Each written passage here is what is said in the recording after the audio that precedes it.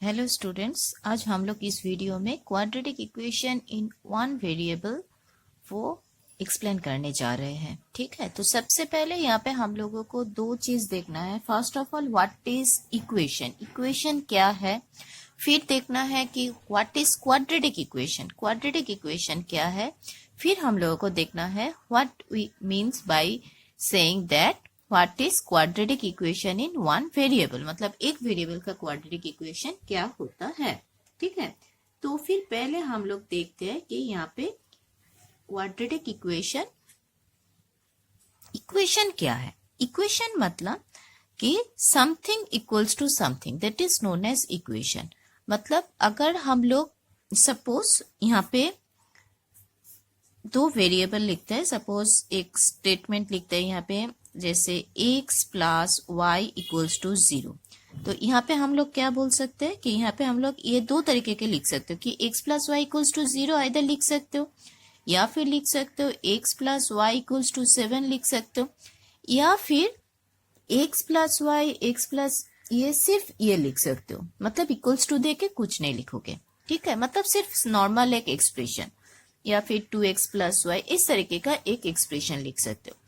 तो अगर कोई भी एक्सप्रेशन में हम लोग बोल सकते हैं कि कोई भी लेफ्ट हैंड साइड, ये क्या है left side equals to right side, इस तरीके का कुछ इक्वेशन, कुछ टाइप का अगर एक्सप्रेशन रहता है, मतलब जहां पे इक्वल्स टू दे के कुछ वैल्यू रहेगा, उसका एक लेफ्ट साइड रहेगा एक राइट साइड रहेगा, उसको हम लोग क्या बोलते हैं, इक्वेशन बोलते हैं। ठीक है, तो यहाँ पे भी देखो, यहाँ पे भी है, ये है लेफ्ट साइड, ये 7 है यहाँ पे राइट साइड, तो ये एक्सप्रेशन में भी एक इक्वल टू करके एक बात है। ठीक है, मतलब हम लोग बोल सकते हैं कि इस इक्वेशन में, एक इक्वेशन में लेफ्ट साइड कह के कुछ रहेगा, राइट साइड कह के कुछ रहेगा, किसका लेफ्ट एंड राइट साइड है, जो इक्वल साइन रहेगा उसका left side and right side, इस तरीके का कुछ रहेगा। पर यहाँ पे जो एक्सप्रेशन मैंने लिखे हुई है, यहाँ पे देखो क्या है, 2x plus Y equals to something, कुछ नहीं है, मतलब इक्वल्स टू दे के यहाँ पे कुछ नहीं दिया है, सिर्फ 2x प्लस एस वाई। तो इसको हम लोग इक्वेशन ना बोल के क्या बोलेंगे, सिर्फ एक बोलेंगे, ये है मैथमेटिकल एक्सप्रेशन।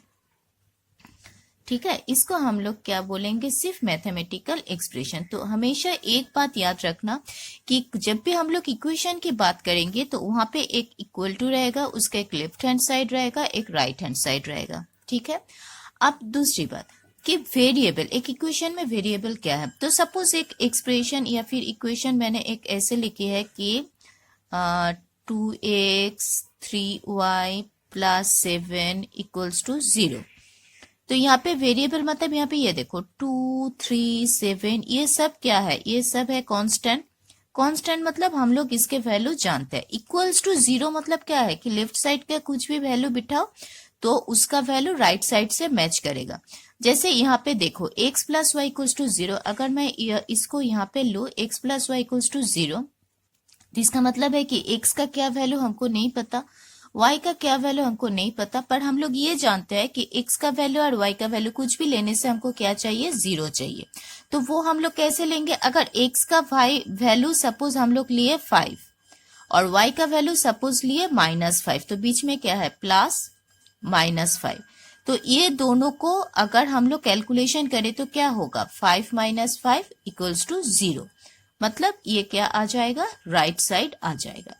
तो इक्वेशन लेफ्ट हैंड साइड और राइट हैंड साइड मतलब अगर हम लोगों के पास कुछ ऐसा वेरिएबल हो मतलब जिसका वैल्यू हमको पता नहीं, उसका वैल्यू कुछ भी हो सकता है, पर उसी वैल्यू को बिठाने से हम लोगों का राइट साइड वैल्यू आ जाएगा, तो हम उसको बोलेंगे वेरिएबल। जैसे यहाँ पे देखो x plus Y 7, next equation में क्या आया, x प्लस वाई 7, यहाँ पे क्या था x प्लस वाई 0, तो x प्लस वाई 0 तो हम लोग x 5 लिए y माइनस 5 लिए।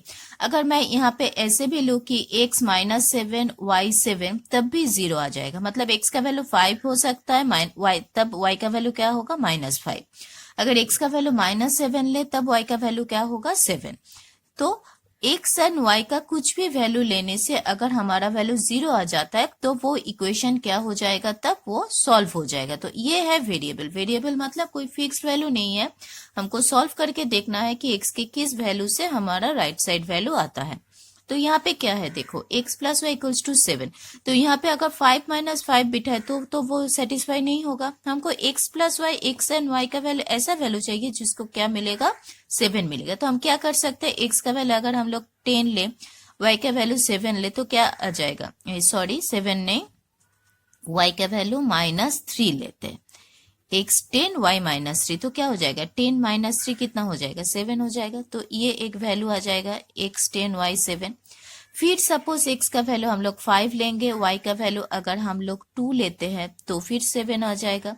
तो ये है इक्वेशन में वेरिएबल की, वेरिएबल का कोई फिक्स्ड वैल्यू नहीं होता है। हम उसको सॉल्व करके देखते हैं कि x एंड y का किस वैल्यू से हमारा राइट हैंड वैल्यू आ जाएगा। ठीक है, तो यहाँ पे जो हम लोगों ने ये इक्वेशन लिखा है, यहाँ पे देखो 2 3 7, ये वैल्यू फिक्स्ड है, ये तो हम लोगों को क्या बोलते हैं, इसको कांस्टेंट। एंड जिसका वैल्यू हमको पता नहीं है जैसे x एंड y, इसको हम लोग क्या बोलेंगे, वेरिएबल बोलेंगे। ठीक है, अब यहाँ पे 3 क्या 4 इक्वेशन हमने ऑलरेडी लिख डाली है। यहाँ पे देखो x प्लस वाई, तो यहाँ पे कितना अननोन है, 2 अननोन है, x एंड y। तो इसको हम लोग क्या बोलेंगे, 2 वेरिएबल इक्वेशन। इसका हम क्या बोलेंगे, यहाँ पे भी x y 2 है तो ये भी 2 वेरिएबल इक्वेशन है, ये भी 2 variable equation x plus Y, यहाँ पे भी x plus Y 2 variable equation. तो सभी है 2 वेरिएबल इक्वेशन, पर हम लोगों को क्या चाहिए, 1 वेरिएबल इक्वेशन। तो 1 वेरिएबल इक्वेशन अगर हम लोगों को चाहिए तो हम लोग क्या लिखते हैं, देखो एक इक्वेशन लिखते हैं, मतलब जिसपे एक वेरिएबल क्या रहेगा, एक ही रहेगा। तो क्या इक्वेशन होगा, देखो सपोज हम लोग एक इक्वेशन लिखे हैं 2x cube 7x square plus 3x equals to 0।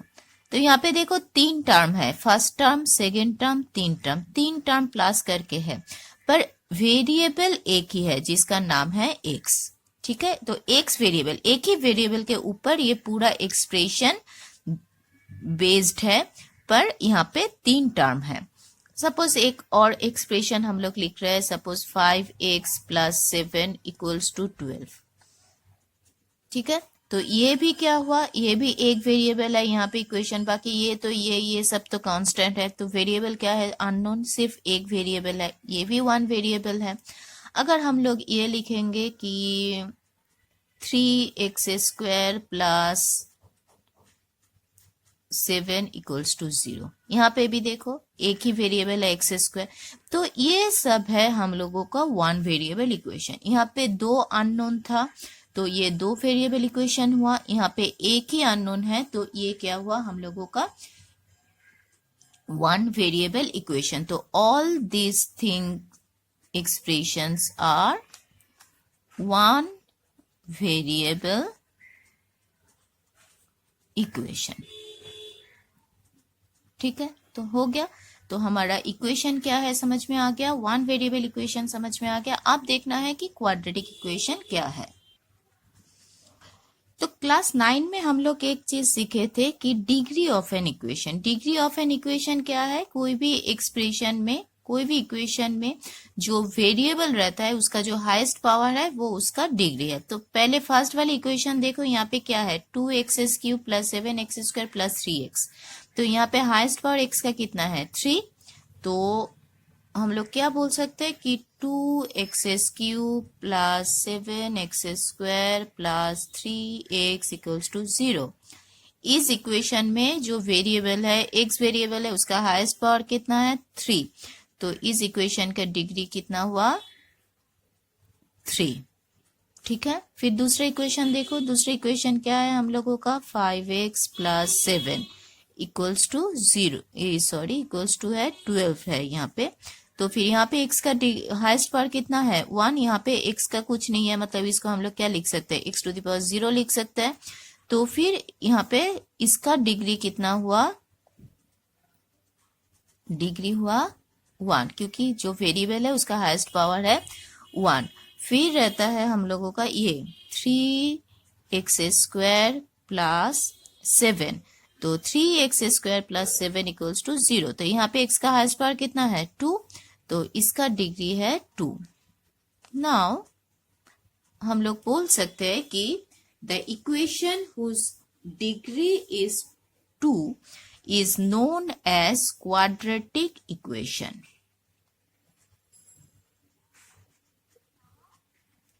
Quadratic equation,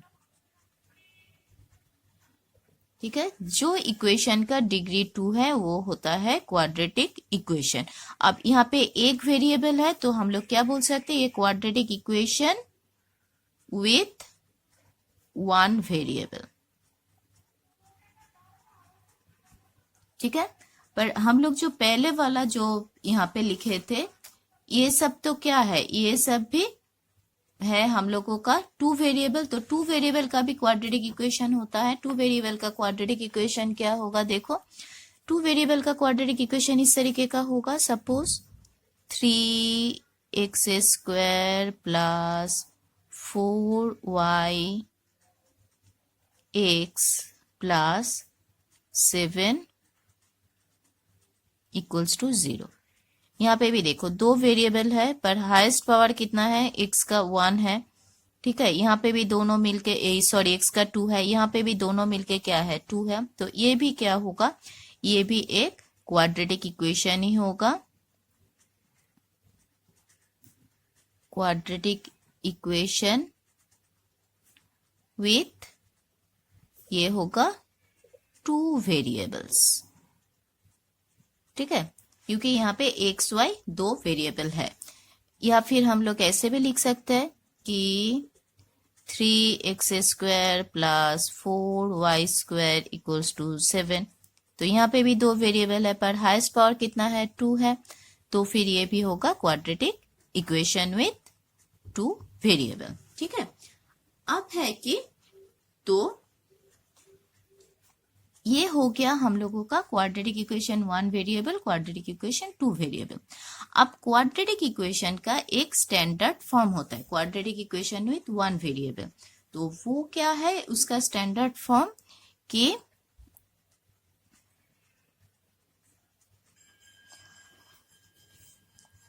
क्या होगा, तो फिर the standard form of quadratic equation, ठीक है।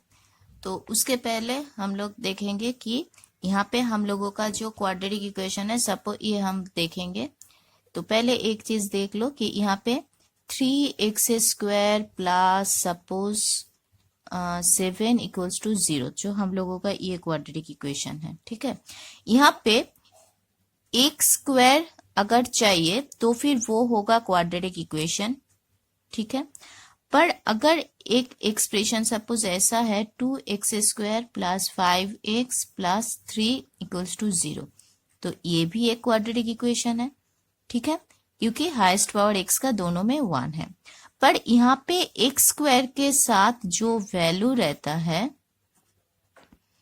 उसको हम क्या बोलेंगे, मतलब कोई भी वेरिएबल के साथ जो कांस्टेंट टर्म रहता है उसको हम लोग बोलते हैं कोएफिशिएंट ऑफ किसका, जो वेरिएबल है, मतलब x²। तो यहाँ पे कोएफिशिएंट ऑफ x² क्या है 3। अब यहाँ पे देखो x² का कोएफिशिएंट क्या है, तो इसको हम क्या बोलेंगे, coefficient of x² equals to 2, ठीक है। पर यहाँ पे देखो एक और वेरिएबल है x, तो इसका भी तो एक कांस्टेंट टर्म है इसके साथ, तो हम लोग इसको भी हम लोग बोल सकते हैं, क्या बोलेंगे तब, coefficient of x equals to क्या है 5, ठीक है। तो हम लोग क्या जानते हैं कि कोई भी क्वाड्रेटिक इक्वेशन में x² टर्म होना मस्ट है, जरूरी है। अगर x² नहीं होगा तो फिर वो क्वाड्रेटिक इक्वेशन नहीं कहलाएगा। जैसे यहाँ पे x² टर्म नहीं है तो फिर this is not quadratic equation. यहाँ पे भी x² टर्म है पर हाईएस्ट पावर कितना है 3 है, मतलब हाईएस्ट पावर 3 होना चाहिए, तो ये भी क्या होगा, ये भी क्वाड्रेटिक इक्वेशन नहीं होगा, ठीक है। तो यहाँ पे हम लोग क्या बोल सकते हैं कि अगर x² टर्म में कोएफिशिएंट अगर 0 हो, if coefficient of x square is 0, तो फिर क्या हो जाएगा? 0 मतलब यहाँ पे 3 के बदले 0 हो जाएगा, तो 0 हो जाएगा, तो ये टर्म ही तो चला जाएगा, है ना। देन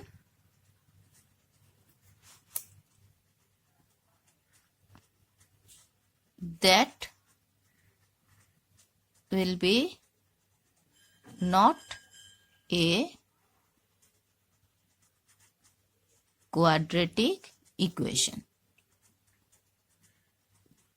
ठीक है, मतलब एक्स स्क्वायर का टर्म हमको चाहिए, वो पॉजिटिव हो नेगेटिव हो। नेगेटिव हो मतलब ये भी हम लोग लिख सकते हैं -5x² plus 2x plus 3 equals to 0, ये भी हो सकता है।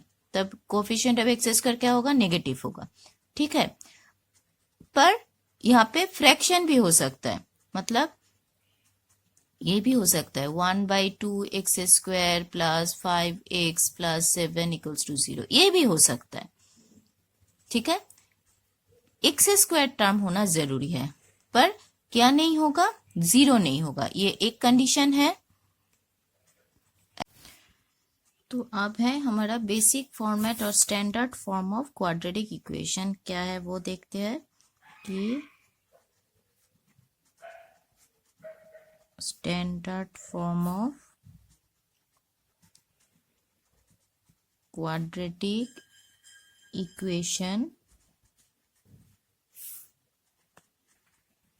with one variable। तो वो क्या है? वो है ax² plus bx plus c equals to 0। ये स्टैंडर्ड फॉर्म है। स्टैंडर्ड फॉर्म मतलब ये x² पावर हाईएस्ट पावर है 2, x का हाईएस्ट पावर है 1, यहाँ पे कुछ नहीं है मतलब x का पावर है 0, मतलब ax² plus bx plus c equals to 0, ये इसका स्टैंडर्ड फॉर्म है। तो यहाँ पे क्या है? यहाँ पे होना है कि एक पॉइंट क्या है, A B C are constant है, तो ए बी सी कांस्टेंट है, पर ए बी सी में हमको जैसे कि ये क्वाड्रेटिक इक्वेशन है तो ये टर्म होना मस्ट है, एक्स स्क्वायर टर्म तो चाहिए। तो फिर हम लोग क्या बोल सकते हैं कि where A not equals to 0, मतलब अगर ए 0 हो जाएगा तो ये टर्म तो 0 हो जाएगा, तो ये हम लोग कभी अलाउ नहीं कर सकते कि ए का टर्म 0, तब वो क्वाड्रेटिक इक्वेशन नहीं रहेगा। ठीक है, ये फर्स्ट ऑफ ऑल है। सेकंड है कि कोएफिशिएंट ऑफ ए, मतलब ये जो ए का वैल्यू क्या है, ये सब है A B C are all real numbers.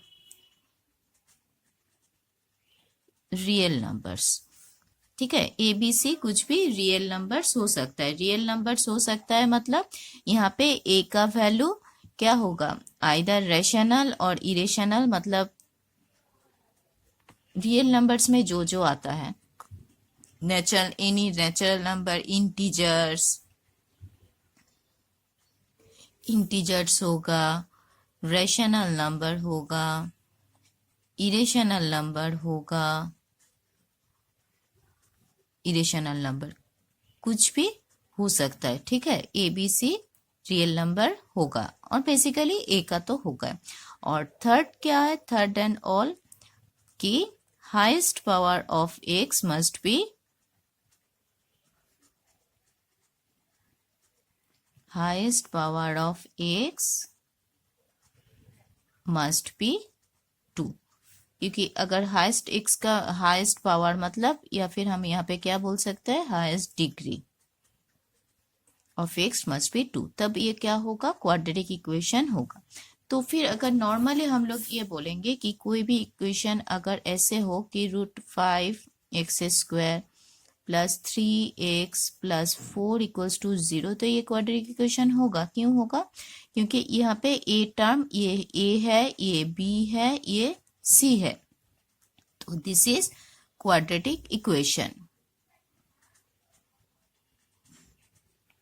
पर अगर हम लोग ये बोलेंगे इस तरीके से कि 5√x² plus 3x plus 4 equals to 0, तो रूट एक्स स्क्वायर मतलब हम लोग इसको क्या लिख पाएंगे कि 5x to the power half plus 3x plus 4। तो यहाँ पे x का देखो कोई पावर 2 नहीं है, तो this is not quadratic equation. ठीक है, तो जब भी हम लोगों को क्वाड्रेटिक इक्वेशन बोलेंगे कि check whether it is quadratic equation और नॉट, तो हम लोगों को देखना है कि हम लोग उस इक्वेशन को इस फॉर्म में ला सकते हैं कि नहीं, मतलब X square plus B X plus C equals to 0। ठीक है, तो ये है हम लोगों का normal quadratic equation in one variable. जो कैसे होगा क्या होगा वो समझ में आ गया कि वो इक्वेशन कैसे होगा क्वाड्रेटिक इक्वेशन। तो हम लोग नेक्स्ट वीडियो में देखेंगे, इसके ऊपर कुछ सम्स करेंगे। ओके।